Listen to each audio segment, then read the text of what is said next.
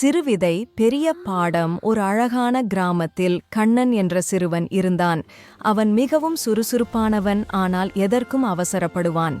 எந்த ஒரு வேலையைச் செய்தாலும் அதன் முடிவு உடனடியாக கிடைக்க வேண்டும் என்று எதிர்பார்ப்பான். ஒருநாள் கண்ணன் தன் வீட்டுத் தோட்டத்தில் ஒரு விதையை நட்டான். இந்த விதை இன்றே செடியாகி பூக்கள் பூக்க வேண்டும் என்று ஆசைப்பட்டான். அவன் ஆசையை பார்த்தம்மா, கண்ணா, ஒரு செடி வளர காலமும் பொறுமையும் தேவை. பொறுமையாக இருந்தால்தான் நல்லது நடக்கும் என்று மென்மையாகச் சொன்னார்கள். ஆனால் கண்ணன் கேட்கவில்லை.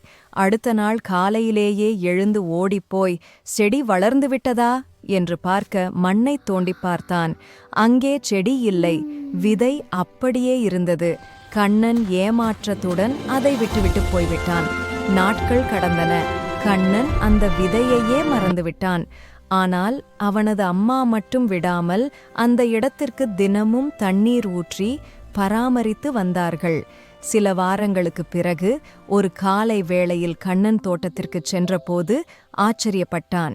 அவன் நட்ட அந்த சிறு விதை இப்போது ஒரு அழகான செடியாக வளர்ந்து அதில் வண்ணமயமான பூக்கள் பூத்திருந்தன. நீதி, மாரல். கண்ணன் அன்று ஒரு பெரிய பாடத்தை கற்றுக்கொண்டான். பொறுமையும் விடாமுயற்சியும் இருந்தால் நாம் எதிர்பார்க்கும் நல்ல பலன் நிச்சயம் தேடி வரும்.